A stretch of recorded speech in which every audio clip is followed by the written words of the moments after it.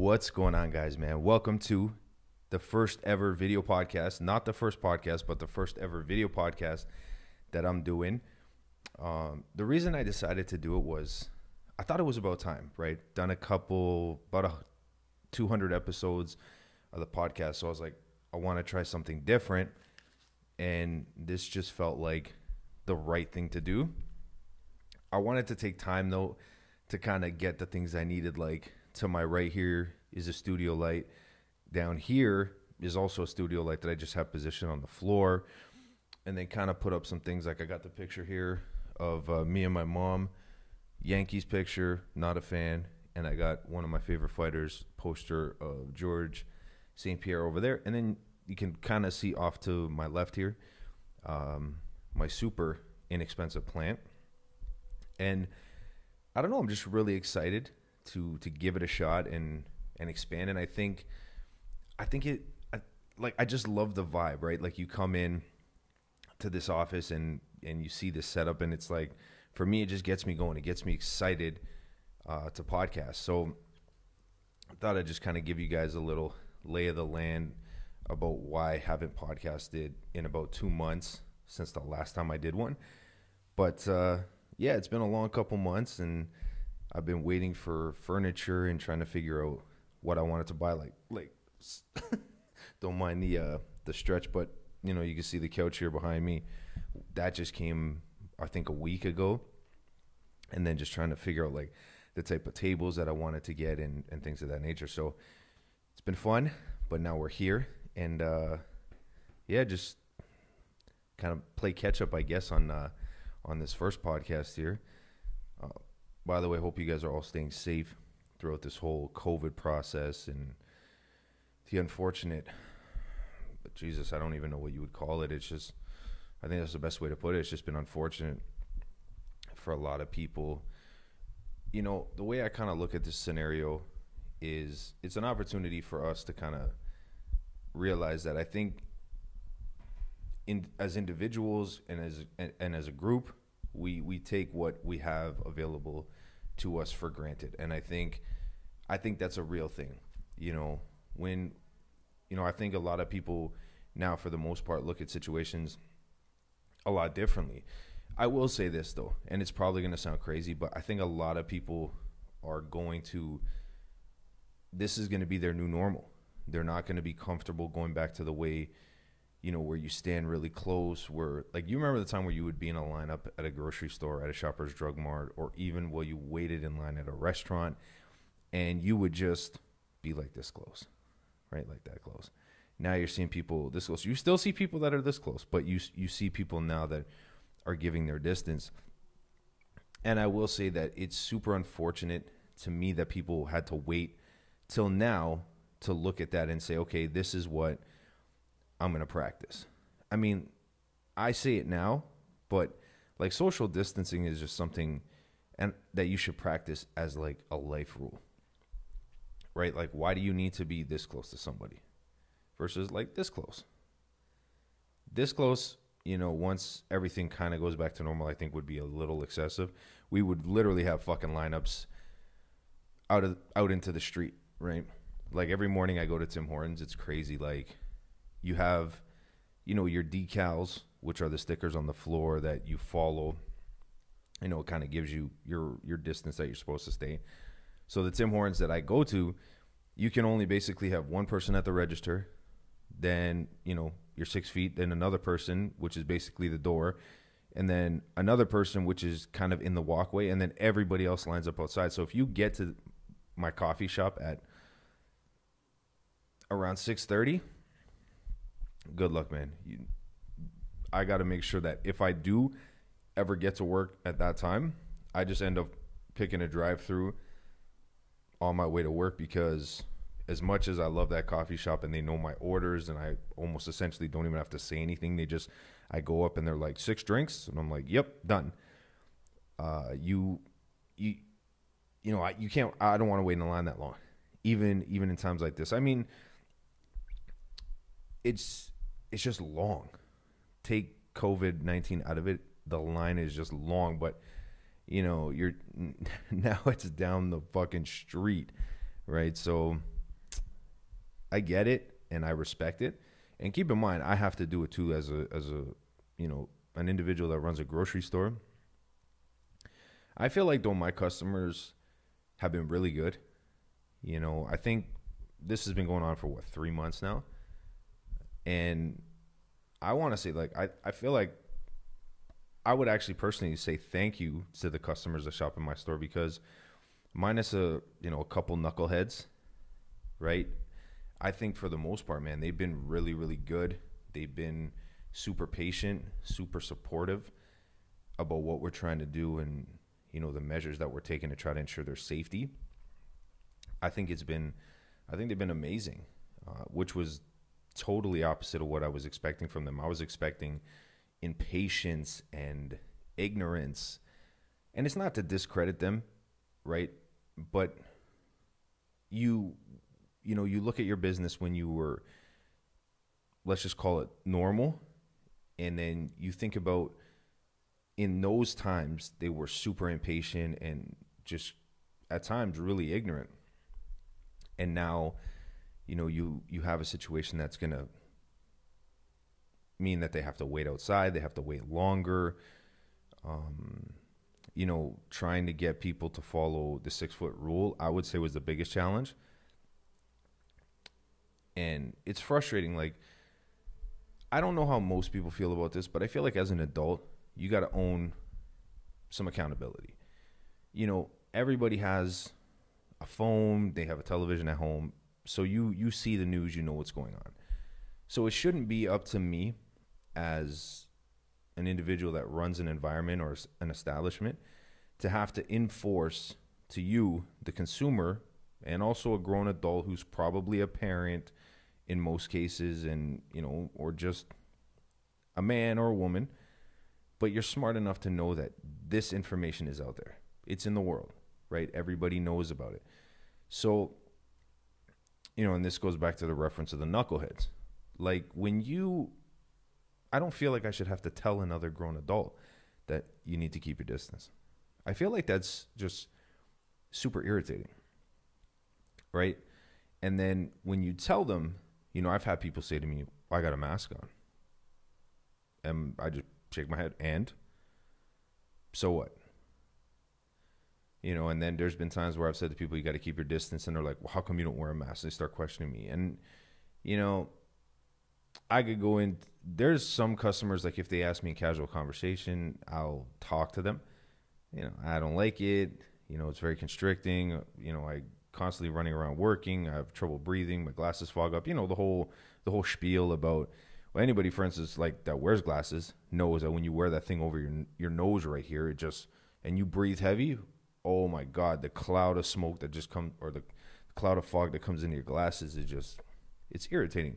And I found too with the mask, like, especially when I'm at work, like I start to sweat, then my glasses start to slip off. So I'm touching my face, I feel like 50 times more than if I just don't wear the mask and don't touch my face. And, people will argue, oh, but, you could catch it. Yeah, but guess what? Mask or no mask, I'm in this store for 10 hours a day, 6 days a week.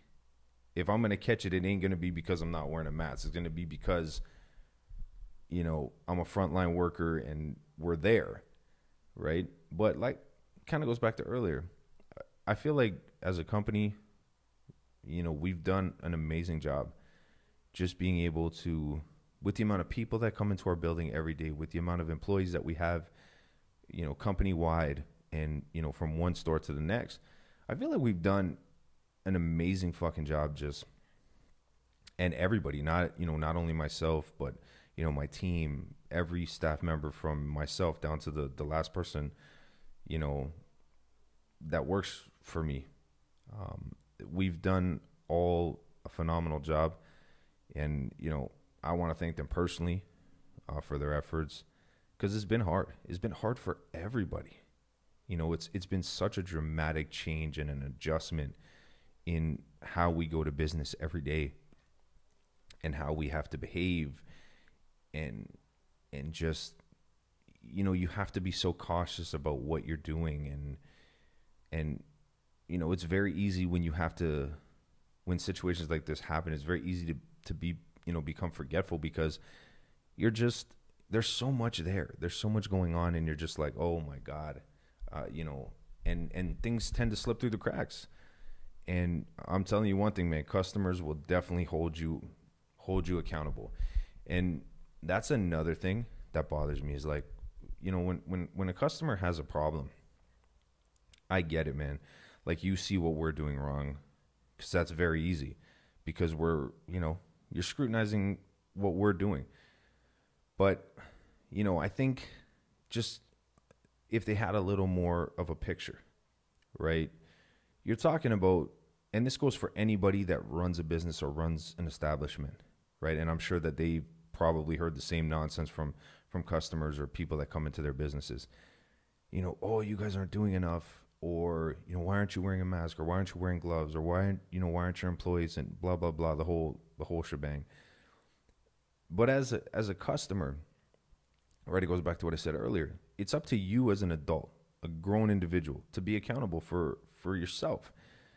Our measures that are in place are to ensure that the employees and our staff that work in our buildings are safe, and the customers that come in are safe. But we can only protect the customers to a certain degree. I think this idea that as a customer, when you come into our store, it's our job to ensure that you're 100% safe. There would be no way for us to ever ensure that percentage of your safety. We take the measures that are required, and we do our absolute best to achieve what's expected every day. But as far as your health and your safety, we can't be held accountable for that.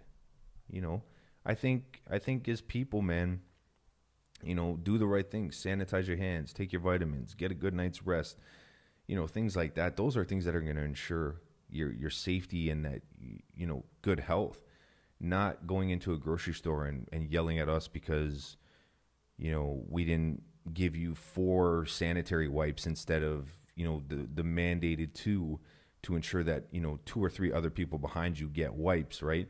That's our responsibility, not the other stuff, right? And, people now too, even in a time of crisis, I guess you could call it, respectfully call it a crisis, people even now more so than ever are just demanding. A lady wants me to take her bags out to her car. Ma'am, I can't take your bags out to your car. I can take your bags as close as I can, but I can't go into your car, or, if you need me to do that, then I need you to back up. We try to make exceptions where we can. But the fucked up thing is, these are the same people that are asking you to do these things that are the ones that are literally will complain when somebody else in their mind violates the social distancing, doesn't give them their space. Crazy, right? They're so quick to point out what, everybody else isn't doing. But yeah, these are the same people that want you to, like I said, take their groceries to their car and pile it in their car for them, right? Like, it's madness. It's madness. But I do, I was saying it to my girlfriend earlier, I do think we'll get back to normal. And I've said it from the beginning. I think it's going to take everybody to just find out what your new normal is and then start to lead that normal, right? If we're just waiting for, our elected officials and people to tell us that, oh, everything's back to normal and it's good, and, you can go to your nail salon and your hair salon and you can hang out in groups of 30 people. If we're waiting for them to say that, that's crazy, man. Just find out what your new norm is and start to live it.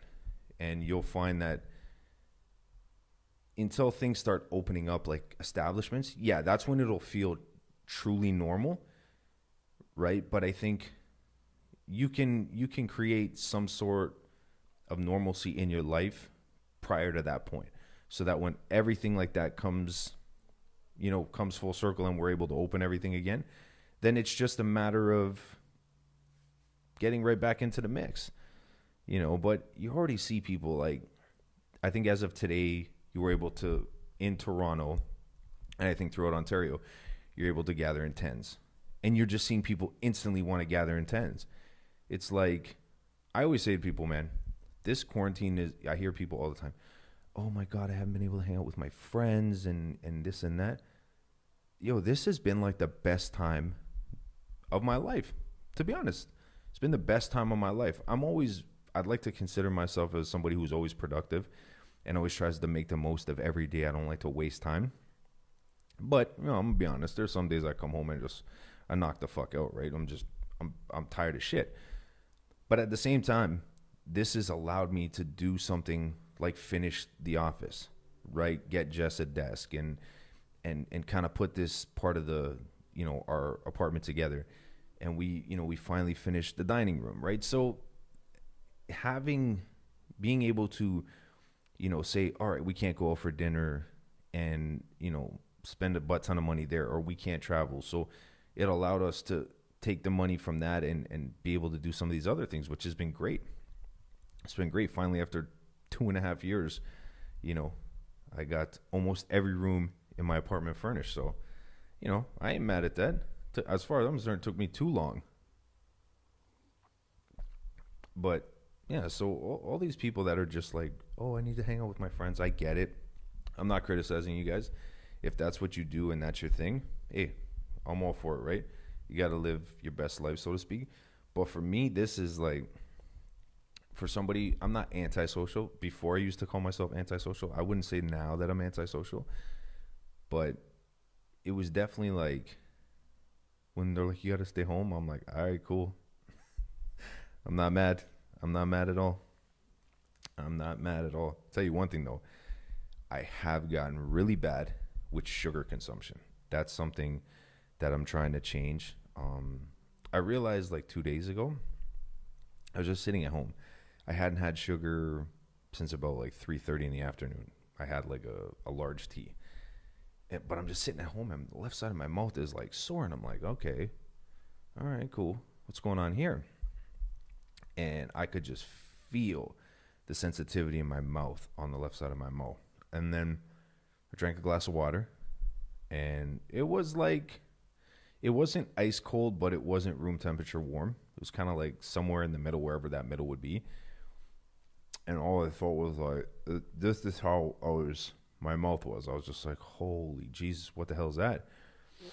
And so I sat down and I'm like, okay, I had, 4 teas.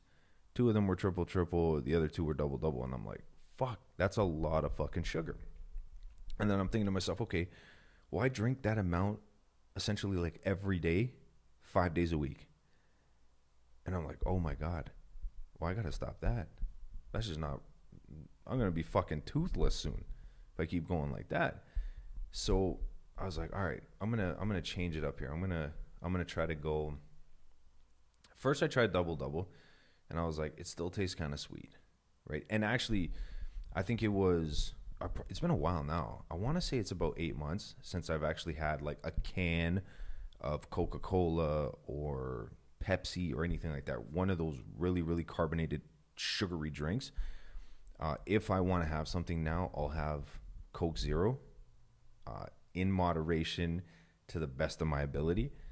And that's, as far as like soda-based beverages, that's literally all I drink.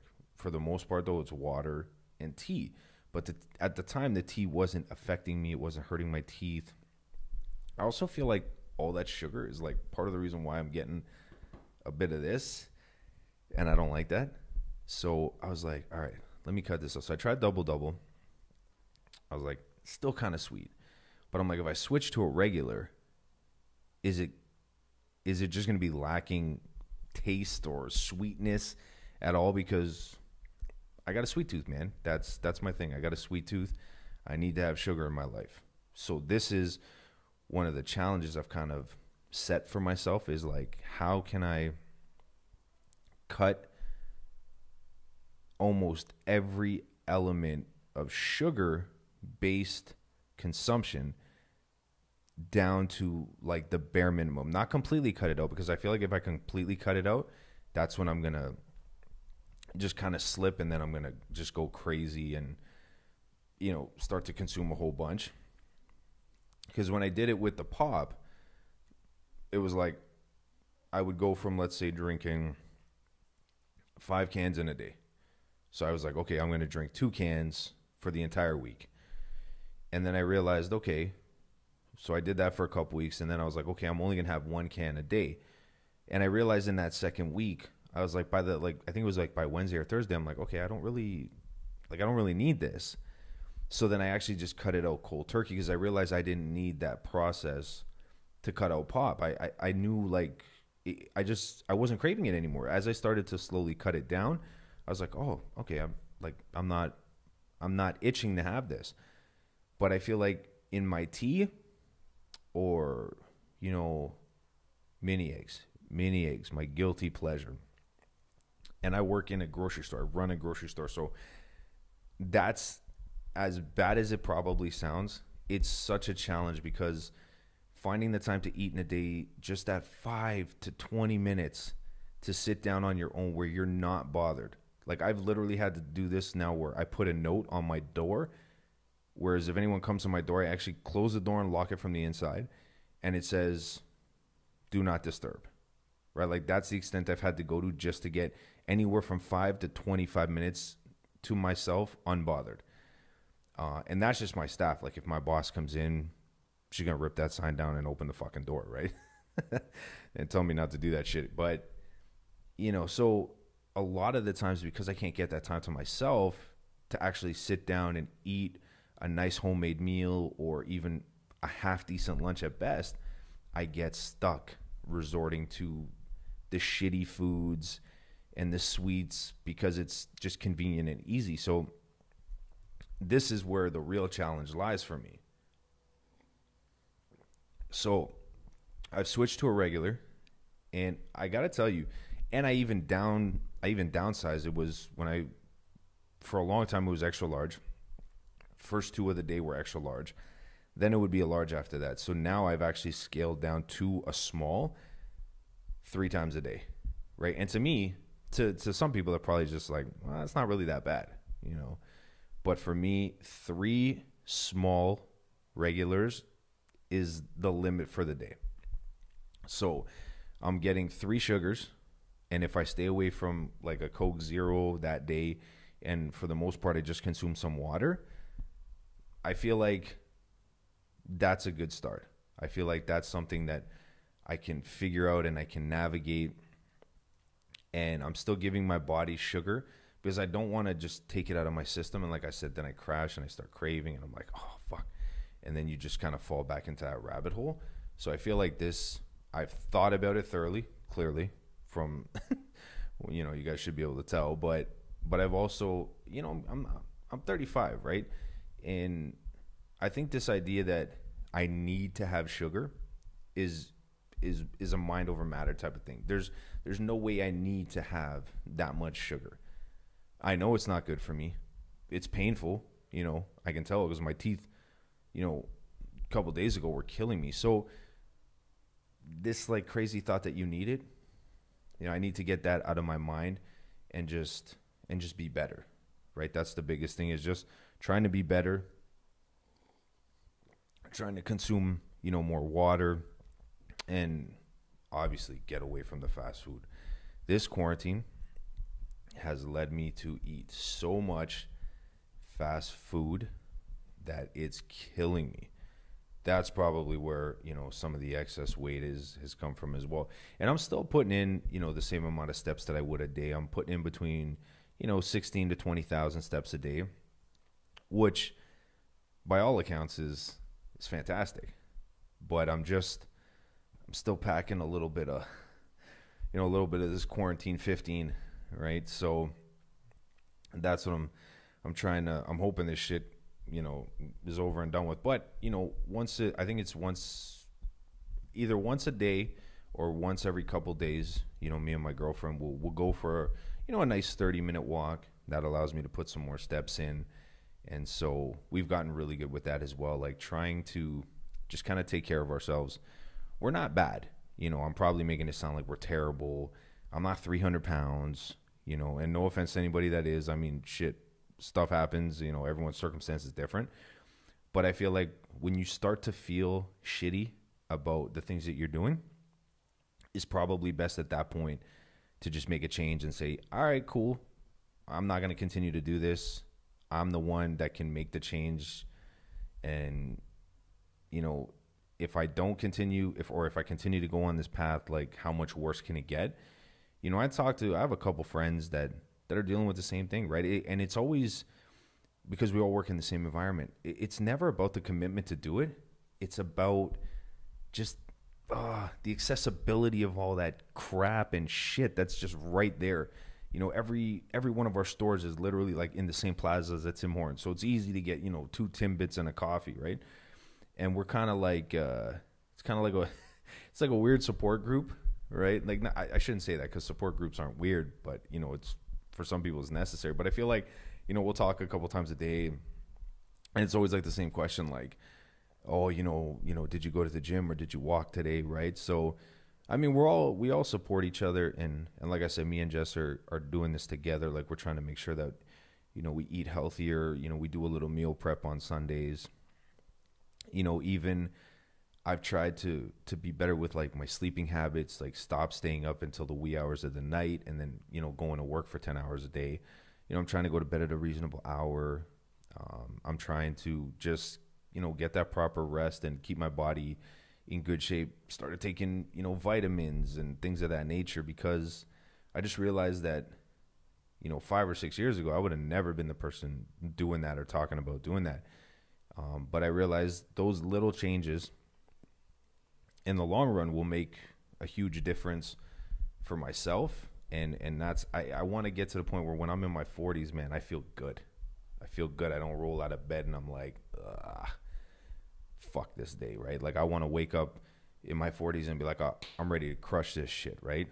I do that now, and I want to be able to continue to do that, you know, 5, 6, 7 years from now. I think it's a great feeling, and that's what I'm leaning towards. The next step for me is kind of just not get to the gym. You know, I'm going to continue to work out from home. You know, Jess goes to the gym. She hasn't like ever asked me to go. I don't know that I would. But I think if she asked me and she was like, oh, you know, I think we should go, and we should, you know, it's one more of those things that we could do together, I think I might entertain the idea. But I don't know. It's not my environment, man. I've had guys talk to me at work about it. Yo, you should go to the gym. I'm like, I don't know, guys. I mean, I get it. I love it, right? You know, you guys push yourself, you know, trying to get me interested in the gym.